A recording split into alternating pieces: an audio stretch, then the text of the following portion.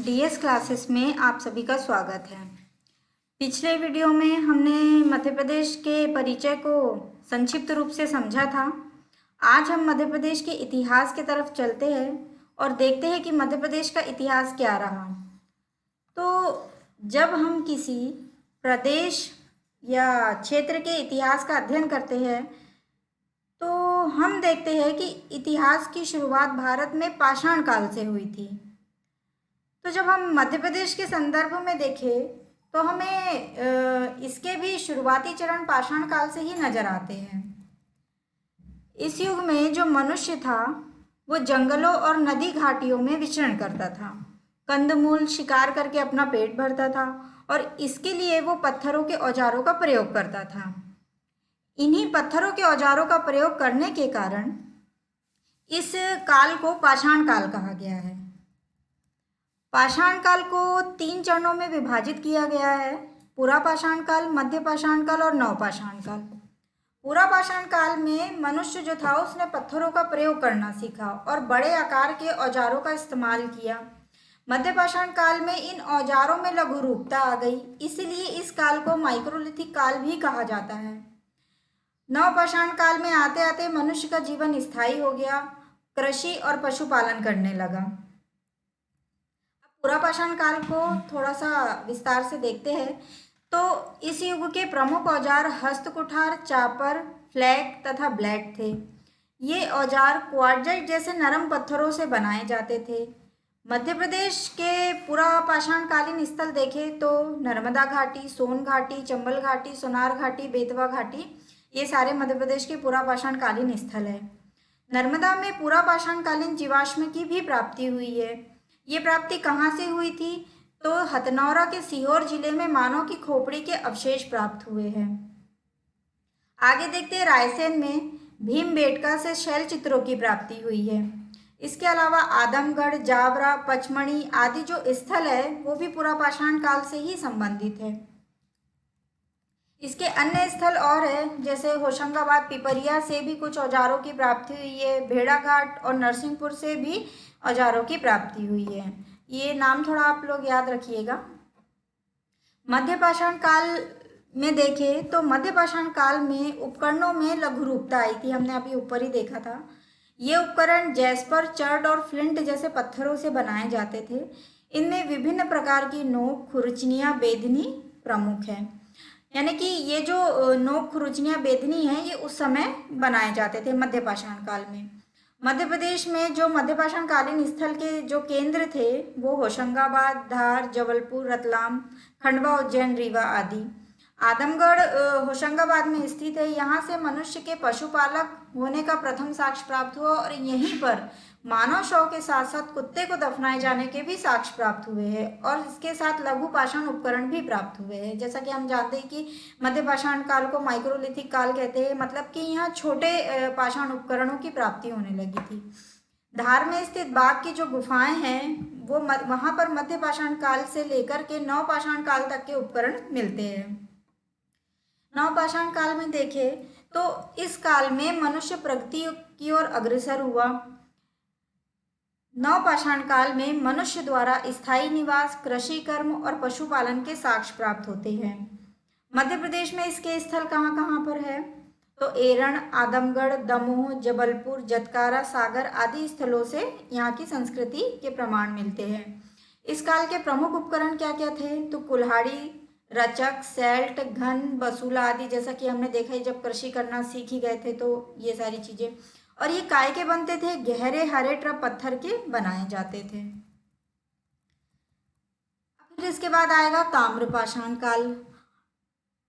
तो हड़प्पा सभ्यता के अवशेष मध्य प्रदेश में तो प्राप्त नहीं हुए हैं, लेकिन हड़प्पा सभ्यता के बाद ताम्रपाषाण काल आया था।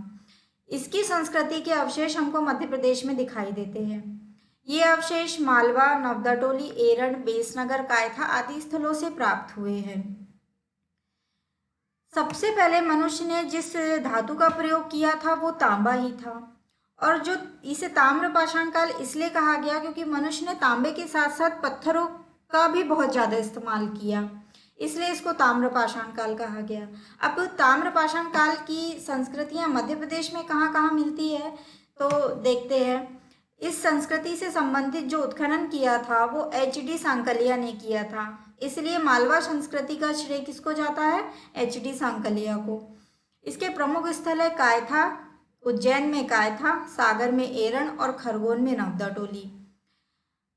नवदा टोली से हमको कृषि के साक्ष्य मिलते हैं और कायथा से हमको हड़प्पा के तीनों चरणों का कुछ प्रभाव दिखाई देता है। कायथा उज्जैन में कुछ प्रभाव हमको हड़प्पा सभ्यता के तीनों चरणों का दिखाई देता है, हड़प्पा, पूर्व हड़प्पा और उत्तर हड़प्पा, तीनों का।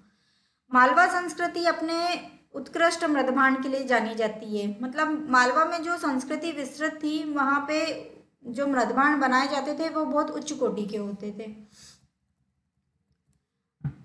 इसके बाद आएगी लौहयुगीन संस्कृति। इसका काल लगभग 1000 ईसा पूर्व के आसपास का था, मतलब कि उत्तर वैदिक काल।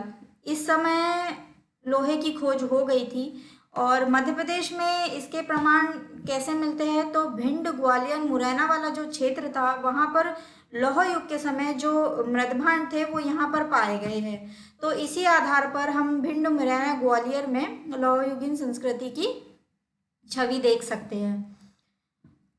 वैदिक युग की बात करें तो इसका काल 1500 ईसा पूर्व से 600 ईसा पूर्व का रहा। शतपथ ब्राह्मण तथा वैदिकोत्तर साहित्य में रेवोत्तम का उल्लेख मिलता है, जिसको रेवा नदी माना गया है। और हम जानते हैं कि नर्मदा नदी का अन्य नाम एक रेवा भी है। और कुछ अनार्य जातियां जो मध्य प्रदेश के जंगलों में निवास करती थी, उनमें प्रमुख रूप से निषादों का नाम आता है और ये हमें ऐतरेय ब्राह्मण ग्रंथ में मिलते हैं। इनकी जो जानकारी है हमें ऐतरेय ब्राह्मण ग्रंथ से प्राप्त होती है। अब महापाषाण संस्कृति की बात करें तो इसका उदय दक्षिण भारत में हुआ था। दक्षिण भारत में विशाल पाषाण खंडों से बनी हुई समाधियां प्राप्त हुई थी, जिन्हें महापाषाणिक स्मारक या मेगालिथ के नाम से जाना जाता है। इसका निर्माण मुख्यतः दक्षिण भारत में ही हुआ था, लेकिन इसके उदाहरण मध्य प्रदेश, उड़ीसा, असम, बिहार, राजस्थान, गुजरात आदि प्रांतों में भी उपलब्ध है। मध्य प्रदेश में इसके स्थल रीवा और सिवनी जिलों में पाए जाते हैं। और छत्तीसगढ़ राज्य की बात करें तो दुर्ग जिले में स्थित एक घनौरा नामक स्थान पर लगभग 500 महापाषाणी स्मारक मिले हैं।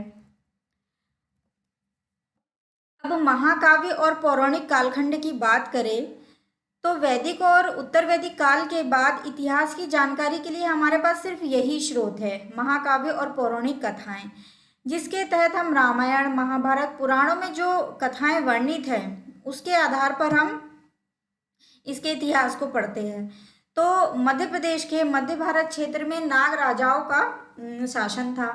इन्होंने अपनी पुत्री नर्मदा का विवाह इक्ष्वाकु वंश के राजा पुरुकुत्स के साथ किया था और इसी वंश का मुचुकुंद, नाग वंश का ही मुचुकुंद थे, उन्होंने विंध्य और सतपुरा श्रेणी के बीच मांधाता नगरी की स्थापना की थी, या कहे कि नर्मदा के किनारे उन्होंने मांधाता नगरी की स्थापना की थी।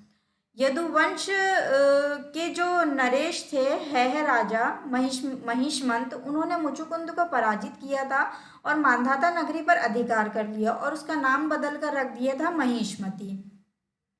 है वंश का सबसे प्रतापी राजा कृतवीर्य हुआ। इसको अर्जुन, कार्तवीर, सहस्त्रार्जुन, सहस्त्रबाहु भी कहा जाता था। किसको? कृतवीर्य को। ये किस वंश का राजा था? है वंश का राजा था।